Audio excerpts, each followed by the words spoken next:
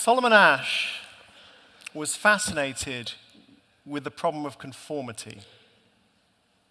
His most famous experiment was conducted in the 1950s with a bunch of Stanford University undergraduates. They were all men.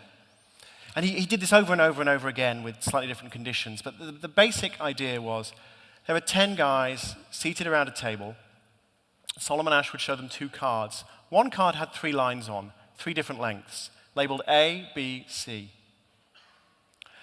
The other card had a single line on. It was called the reference line.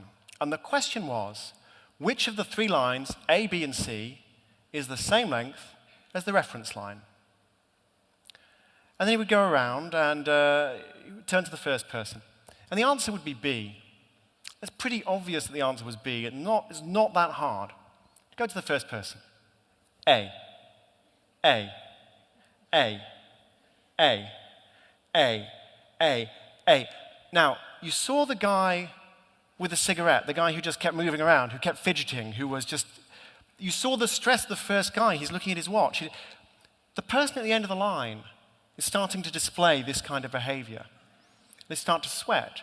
They mutter under their breath. They make jokes about how their eyes might be deceiving them.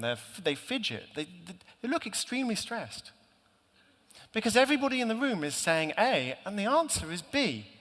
And finally you get to the guy at the end of the line. And very often they would say A. And of course you know the punchline.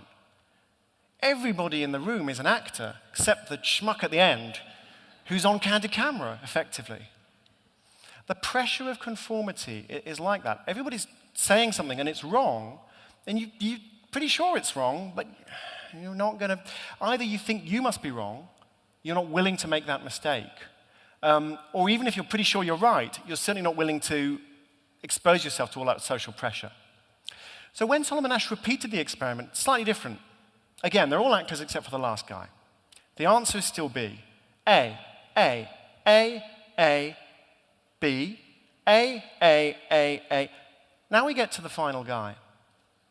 It turns out it's not a popularity contest. He doesn't want to be in the majority. He just doesn't want to be alone. And very often, people in that situation would say B, which they knew to be the right answer, because at least there was somebody else saying that. Another variant of the experiment. A, A, A, A, C. A, A, A, A, A. Come to the guy at the end of the line. They would say B. They didn't even mind being the only person in the room speaking the truth, because at least there was somebody else doing something different. And that permission to speak is very important. So it turns out there are 2 reasons when you're in a group decision-making situation. When you're a group of US Army generals deciding on the strategy in Iraq, you're a cabinet full of politicians, you're a boardroom full of corporate executives. There are 2 reasons why you should be willing to speak up and say something that might be wrong, willing to risk that mistake.